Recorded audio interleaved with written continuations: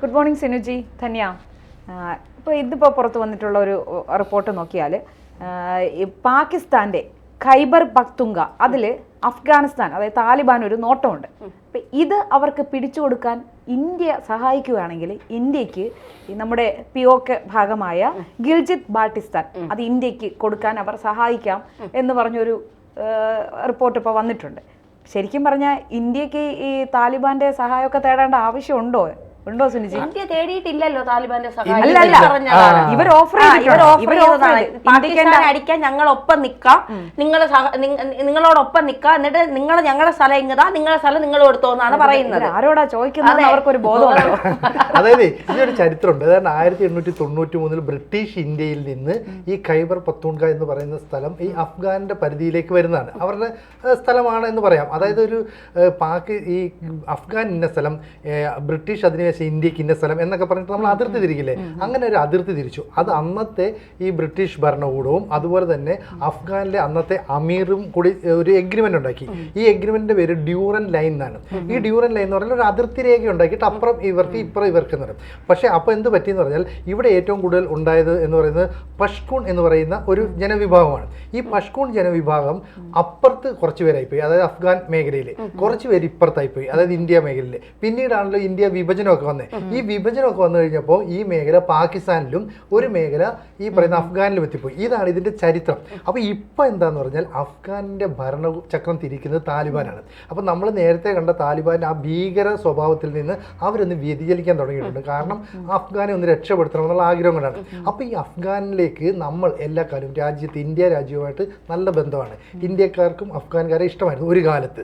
അതിനുശേഷമാണ് ബന്ധത്തിലൊക്കെ വിള്ളൽ വന്നത്. ഇപ്പോൾ ഇന്ത്യക്കാർ അവിടെ ടൂറിസ്റ്റുകളായിട്ടൊക്കെ പോകും. അപ്പോൾ ഈ ടൂറിസ്റ്റുകളോട് പറയുകയാണ് ഞങ്ങൾ നിങ്ങളുടെ കൂടെയൊക്കെയായി, ഞങ്ങൾക്ക് നിങ്ങളെ ഇഷ്ടമാണ് എന്നൊക്കെ പറഞ്ഞിട്ട് താലിബാൻ സ്വഭാവം മയപ്പെടുത്തുന്നു. ഇതിൻ്റെ പ്രധാന കാരണം പാകിസ്ഥാനും ഈ അഫ്ഗാനും ചങ്കും കരളുമായിരുന്നെങ്കിൽ ഇപ്പോൾ ബദ്ധശത്രുക്കളെ പോലെയായി. ഇരു രാജ്യങ്ങളുടെയും സൈന്യങ്ങൾ തമ്മിൽ അതിർത്തിയിൽ ഏറ്റുമുട്ടുന്ന ഒരു സംഭവം ഉണ്ടായി. ഇപ്പോൾ ഇവരുടെ പ്രശ്നം എന്ന് പറഞ്ഞാൽ ചരിത്രാതീത കാലം മുതൽ തങ്ങൾക്കൊപ്പം ഉണ്ടായിരുന്ന ചില പ്രദേശങ്ങൾ ഇപ്പോൾ പാക് കൈവശം വെച്ചിരിക്കുന്നു. അത് തിരിച്ചു പിടിക്കണം.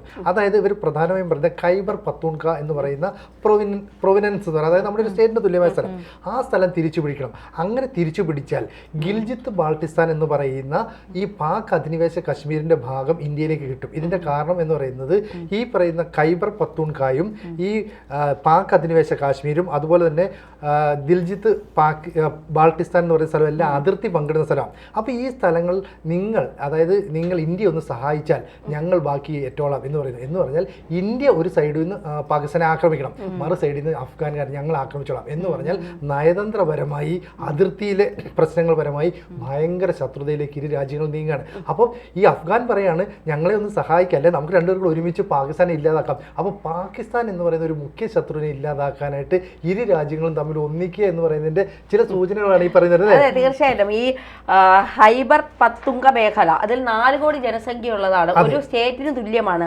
1,74,741 അടി നീളവും ഇത് സ്ക്വയർ കിലോമീറ്റർ ആണ് ഈ ഒരു പ്രദേശത്തിന്റെ ഘടന എന്ന് പറയുന്നത്. ഈ താലിബാൻ ഇന്ത്യയുടെ സഹായം ചോദിക്കുന്നു എന്ന് പറയുമ്പോൾ ഇന്ത്യക്ക് സൈനിക തലത്തിൽ വലിയ ശക്തിയുണ്ട്. ഇന്ത്യക്ക് ഒരു മേഖല വേണമെങ്കിൽ അത് പിടിച്ചെടുക്കാൻ. ഇപ്പോൾ കാശ്മീരിനെ സംബന്ധിച്ചിടത്തോളം 370 ഒക്കെ റദ്ദാക്കി കാശ്മീരിൽ ഇപ്പോൾ തെരഞ്ഞെടുപ്പ് നടക്കുന്നു. അപ്പോൾ ആ തലത്തിലേക്ക് കാശ്മീരിനെ കൊണ്ടെത്തിക്കാൻ കഴിവുള്ള ഇന്ത്യക്ക് ഒരു തീവ്രവാദ സംഘടന പോലെ പ്രവർത്തിക്കുന്ന താലിബാന്റെ സഹായമൊന്നും ഇന്ത്യക്ക് വേണ്ട എന്നുള്ളത് തന്നെയാണ് യാഥാർത്ഥ്യം. എന്നിട്ടും ഒന്ന് ആലോചിച്ച് നോക്കണം, ഇന്ത്യയെ വലിയ രീതിയിൽ ശത്രുവായി കണ്ടുകൊണ്ടിരിക്കുന്ന താലിബാൻ തന്നെ ഇന്ത്യയുടെ സൈനിക ശക്തിയിലെ ഈ ഒരു മേൽക്കൈ കണ്ടിട്ട് ഇന്ത്യയോട് തന്നെ പറയുന്നു ഞങ്ങൾ നിങ്ങളോടൊപ്പമുണ്ട്, പാകിസ്ഥാനെ നമുക്ക് 2 പേർക്കും കൂടി അടിച്ചു തീർക്കാം. അതായത് ശത്രുവിന്റെ ശത്രു മിത്രമായി എന്നതുപോലെ നമുക്ക് അടിച്ച് പാകിസ്ഥാനെ ഒതുക്കാം, എന്നിട്ട് നിങ്ങളുടെ സ്ഥലം നിങ്ങൾ എടുക്കൂ, ഞങ്ങളുടെ സ്ഥലം ഞങ്ങൾ എടുക്കാം. ഇന്ത്യ ഈ ഒരു തീരുമാനത്തെ അംഗീകരിക്കുമെന്ന് എനിക്ക് തോന്നുന്നില്ല. കാരണം താലിബാനിസം എന്താണെന്ന് നമുക്ക് എല്ലാവർക്കും അറിയാം. താലിബാനിൽ നടക്കുന്ന കൊടും ക്രൂരതകൾ നമ്മൾ തന്നെ ചർച്ച ചെയ്തിട്ടുള്ളതാണ്.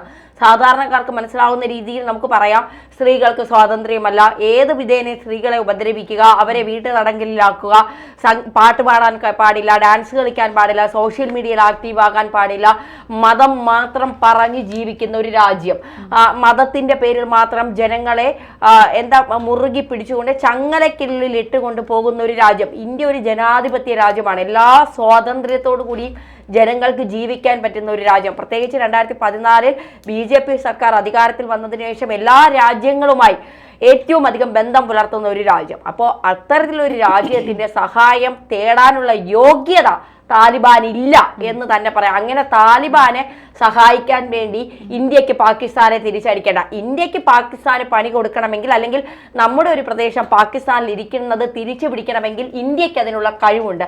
അതിന് താലിബാന്റെ സഹായം ഇന്ത്യക്ക് വേണ്ട എന്നുള്ളത് തന്നെയാണ്.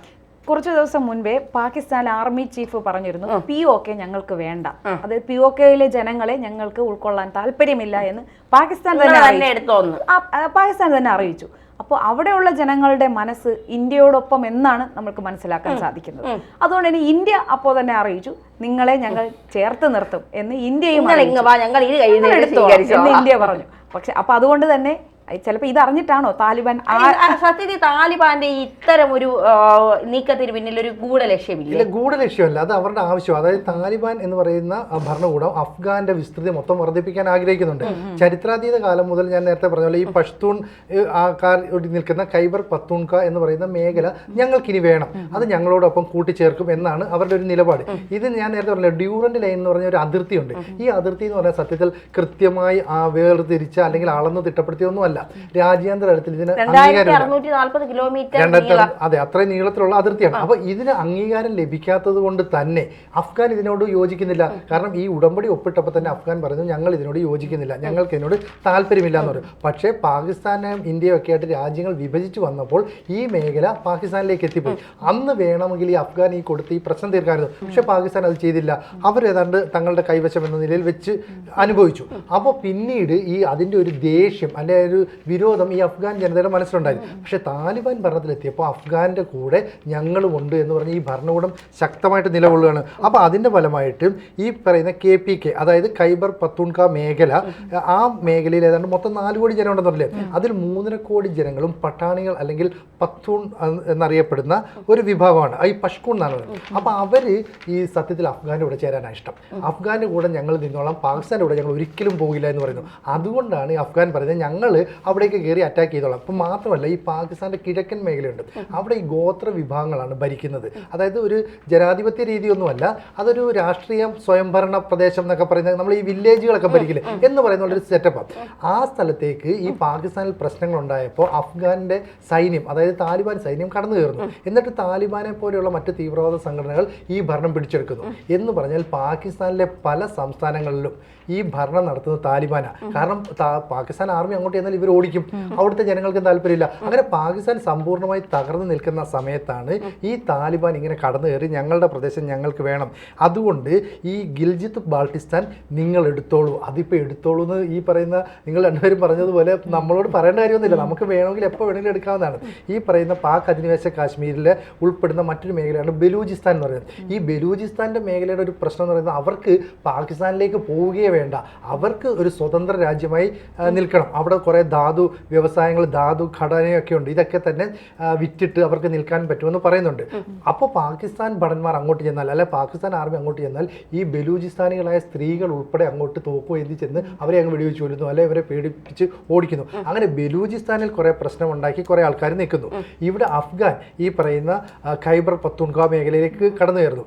ഇന്ത്യയിലേക്ക് വരാൻ തയ്യാറായിട്ട് പാക് അധിനിവേശ കാശ്മീർ തയ്യാറായിട്ട് നിൽക്കുന്നു. അങ്ങനെ പാകിസ്ഥാൻ സമ്പൂർണ്ണമായി പേടിച്ച് തകർന്നു നിൽക്കുന്ന ഒരു സാഹചര്യത്തിലൂടെയാണ് കാര്യങ്ങൾ കടന്നു പോകുന്നത്. അതുകൊണ്ട് തന്നെ നമുക്കറിയാം വളരെ കുറഞ്ഞ സമയത്തിന് ഉള്ളിൽ ഇന്ത്യക്ക് ഈ സ്ഥലമൊക്കെ കൈവശപ്പെടുത്താൻ പറ്റും. പക്ഷേ ഇവിടുത്തെ പ്രശ്നം അല്ലെങ്കിൽ ഇവിടുത്തെ ഒരു പ്രത്യേകത എന്ന് പറയുന്നത് അഫ്ഗാൻ എന്ന് പറയുന്നത് നമ്മൾ ശത്രുവിനെ പോലെ കണ്ട രാജ്യം നമ്മുടെ അടുത്ത് വലിയ സ്നേഹം കാണിക്കുകയാണ്. കാരണം എന്താ, പാകിസ്ഥാനെ തകർക്കുക. അപ്പം ഞങ്ങൾക്ക് ഞങ്ങളുടെ പരമ്പരാഗതമായ ഈ മേഖല ഖൈബർ പത്തൂൺഖ മേഖല വേണം, അതിൻ്റെ കൂടെ നിങ്ങൾക്ക് ഫ്രീ ആയിട്ട് കിട്ടുകയാണ് ഈ പറയുന്ന ബാൾട്ടിസ്ഥാൻ, അതായത് ഗിൽജിത്ത് ബാൾട്ടിസ്ഥാൻ. ഈ ഗിൽജിത്ത് ബാൾട്ടിസ്ഥാൻ എന്ന് പറഞ്ഞാൽ അത്യാവശ്യം വികസനമൊക്കെ ഉള്ളൊരു സ്ഥലമായതുകൊണ്ടാണ് നിങ്ങൾക്കത് കിട്ടും, നിങ്ങൾക്ക് അതിൻ്റെ പ്രയോജനമൊക്കെ ഉണ്ടാകുമെന്ന് പറയുന്നത്. എന്തായാലും ഈ രീതിയിൽ മുന്നോട്ട് പോവുകയാണെങ്കിൽ ബ്രിട്ടീഷ് കാലത്ത് നിലനിന്നിരുന്ന ഈ ഡ്യൂറന്റ് ലൈൻ എന്ന് പറയുന്ന അതിർത്തി രേഖയെല്ലാം അപ്രസക്തമായി പോവുകയും ഈ അഫ്ഗാനും ഇന്ത്യയും തമ്മിൽ ആരും പ്രതീക്ഷിക്കാത്ത ഒരു കൂട്ടുകെട്ടുണ്ടാവുകയും ചെയ്യും. അതാണ് നയതന്ത്ര ബന്ധത്തിൽ പാകിസ്ഥാനുമായിട്ടുള്ള ബന്ധങ്ങളിൽ ഒരുപാട് വിള്ളൽ വീണു, ഒപ്പം സൈനിക ബന്ധങ്ങളിലും വിള്ളൽ വീണു. അപ്പോൾ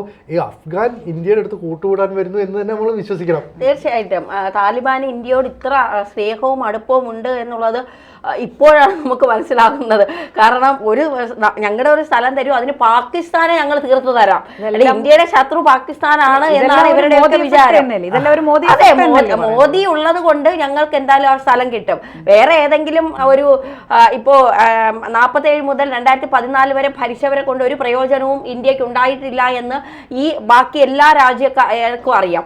ഈ 2014 ശേഷം മോദി വന്നതിന് ശേഷമാണ് ഇന്ത്യയിലെ ഒരു സാമ്പത്തിക വളർച്ചയും ഇന്ത്യ മൊത്തത്തിലൊന്ന് മാറിയത് അങ്ങനെയാണ്. അപ്പോൾ അതുകൊണ്ട് തന്നെ താലിബാൻ ഇത് നിരീക്ഷിക്കുന്നുണ്ട്. ഇന്ത്യയുടെ പല മാറ്റങ്ങളും, ഇന്ത്യയുടെ സൈനിക ശക്തി, ഇന്ത്യയുടെ മറ്റ് രാജ്യങ്ങളുമായുള്ള സൗഹൃദം എല്ലാം ഇപ്പോൾ ആർട്ടിക്കിൾ 370 റദ്ദാക്കിയത് ഉൾപ്പെടെയുള്ളത് താലിബാൻ നിരീക്ഷിക്കുന്നുണ്ട്. അപ്പോൾ മോദി കൂടെയുണ്ട് എങ്കിൽ പാകിസ്ഥാനെ ഇടിച്ച് നിരപ്പാക്കാം, എന്നിട്ട് ഞങ്ങളുടെ കാര്യം ഞങ്ങൾക്ക് നേടിയെടുക്കാം. ഇന്ത്യയോട് അങ്ങനെ താലിബാന് കളിക്കാൻ പറ്റുമെന്ന് തോന്നുന്നുണ്ടോ?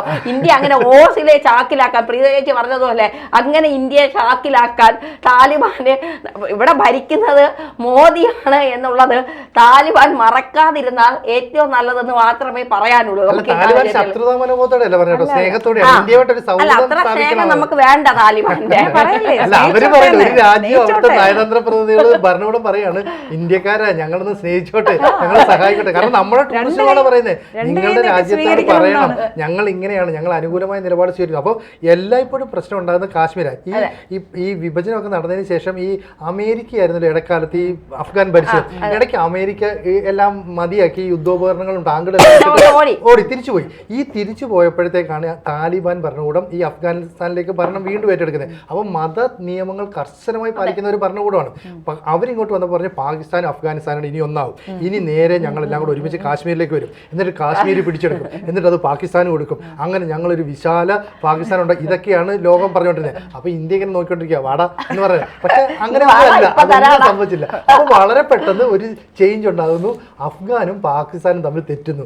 എന്നിട്ട് ഈ പണ്ട് മുതലേ അഫ്ഗാനിസ്ഥാൻ ഭരണകൂടവും ഇന്ത്യയുമായിട്ട് നല്ല ബന്ധമായിരുന്നു. പിന്നീട് താലിബാൻ വന്നപ്പോൾ ഉള്ള പ്രശ്നമാണ്. അപ്പൊ അത് പുനഃസ്ഥാപിക്കുകയും ചെയ്യണം. അതിന്റെ കൂട്ടത്തിൽ വർഷങ്ങൾ പഴക്കമുള്ള ഞങ്ങളുടെ ഈ പ്രിയപ്പെട്ട സ്ഥലം, കാരണം ഇവരിൽ ഏറിയ പങ്ക് ഞാൻ പറഞ്ഞ ഈ പട്ടാണികൾ അല്ലെങ്കിൽ പഷ്തൂൺകാരാണ്. അവർക്ക് ഈ കുറച്ചുപേര് പാകിസ്ഥാനിലായി പോയി, കുറച്ചുപേര് അഫ്ഗാനിസ്ഥാനിലായി പോയി, അവർക്കെല്ലാം കൂടെ ഒരുമിച്ച് നിൽക്കണം. അതാണ് ഞങ്ങളുടെ ഇഷ്ടം എന്ന് പറയുന്നത്. ഏതാണ്ട് 40-50% മൊത്തം ജനസംഖ്യയിൽ അവരാണെന്ന് പറയുമ്പോൾ എത്രയും വലിയ ഒരു താല്പര്യം അഫ്ഗാൻ ഉണ്ടെന്ന് നമുക്ക് ഊഹിക്കാവുന്നല്ലോ. മൊത്തമുള്ള 3 കോടി 4 കോടി അല്ലെ, 4 കോടിയിൽ 3.5 കോടിയോളം ഈ പറയുന്ന പട്ടാണികളാണ്. അപ്പൊ ഇതെല്ലാം കൂടെ ഒന്നിച്ചു ചേർന്ന് ഒരു വിശാല അഫ്ഗാനിസ്ഥാൻ ഉണ്ടാക്കാൻ വേണ്ടി അവർ ശ്രമിക്കുന്നു. സ്നേഹത്തോടെ നമ്മുടെ അടുത്ത് പറഞ്ഞതാണ്, അതൊരു ശത്രുതാ മനോഭാവത്തോടെ നമുക്ക് കാണാം. അങ്ങനെയല്ലേ?